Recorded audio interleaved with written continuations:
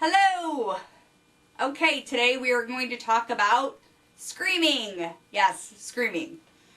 Today, as I was driving in my car, I was coming up around a turn through a parking lot, and all of a sudden a minivan turned the corner ahead of me and was coming straight for me and then swerved out of the way.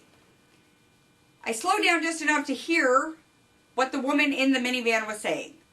She was not speaking to me. She was screaming at her child in the back seat.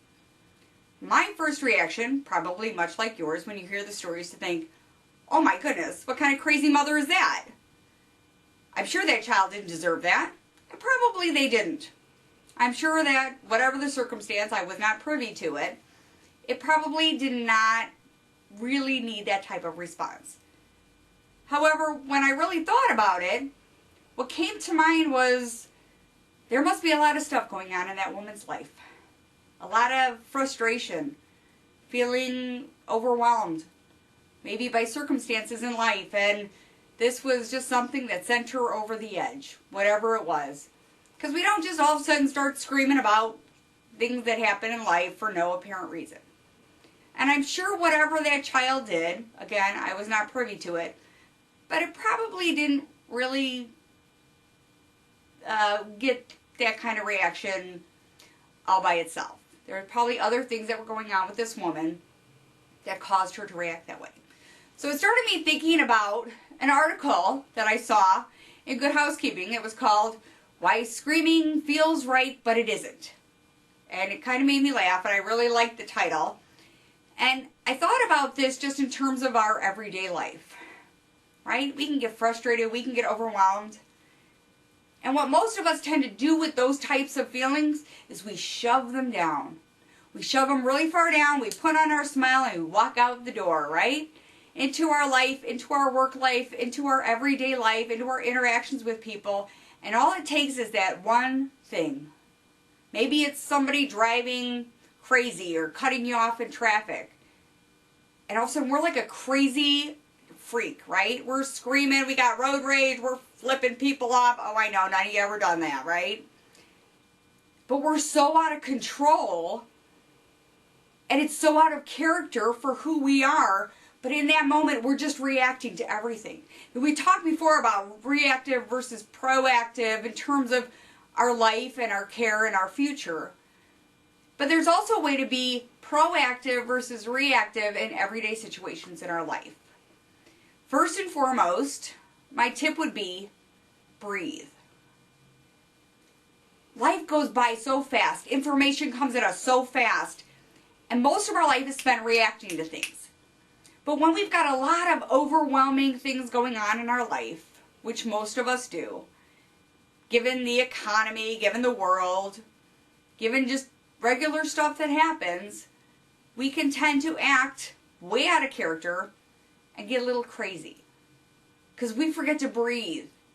Sometimes in that just second that it takes to take a breath and slow ourselves down and try to get some perspective, we can really stop ourselves from being erratic, screaming, being out of control. We try so much to be in control of our lives, and in reality, we're not. We're just not in control of our lives. Things happen, and we really don't have control over them. What we do have control over is how we react to them. So first and foremost, take a breath. Secondly, you need to really look at the perspective and the other things that are going on in your life when you're reacting to something. Now that breath gives you this second to kind of step back. And maybe what the next step is to walk away. Now obviously the woman in the car could not walk away. She was in the car and she was going to Starbucks and hopefully not getting more caffeine because I don't think she really needed it. But if you're in a situation where you can walk away, walk away. Again, take yourself out of the situation. Whatever that frustration is, get out of that situation so that you have a few moments to start to think clearly. Because when we're in reaction mode, we're really not thinking clearly. Whatever we're thinking erratically is coming right out of us. Also, we need to find support systems so that all of that other stuff that starts to build up doesn't build up. Today I was talking to a friend and she said, oh, you know, I've started doing this exercise routine in the morning and I do that before I do my work stuff. And it was funny because she almost felt guilty about it. Like, I'm taking care of myself first, but shh, don't tell anybody. Well, we need to take care of ourselves. Exercising, going out and spending fun time with friends, and sharing our burdens. Now, it doesn't all have to be about sharing our burdens because that can get a little old and a little like, okay, enough already. But we're here together to walk through life. So finding that support system of somebody who will just listen to your burdens, let you just air your frustrations, and then help you to have a little fun is really key.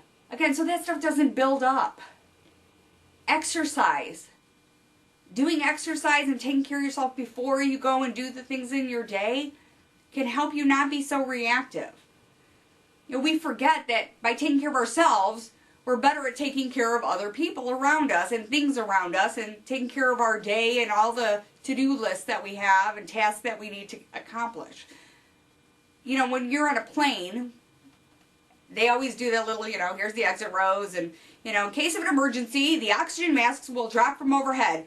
Put yours on first, then help those around you. Well, why do they say that? Because you need to be able to breathe in order to help people around you to breathe. But most of our life is spent running through the tasks of the day, running through our life, taking care of all these things, and all of a sudden, we're not breathing. Put your oxygen mask on first. Take care of yourself so that when those circumstances of life start to build up, yeah, you may still feel like screaming, but this way you can walk away, go get a pillow and scream into the pillow instead of actually screaming at somebody. Because what we put out there in those angry moments, in those frustrated moments, you can't take them back. And that's not how we want to live. So today, take care of yourself. If you have burdens, frustrations, reach out to a friend. Say, I really need a listening ear and I need to have some fun. Go for a walk. Weather's getting nice, go for a walk. Get some exercise. But remember, take care of you first. And then you'll be better equipped to care for people around you. So stop the anger, stop the screaming, take care of yourself first, and have a beautiful day.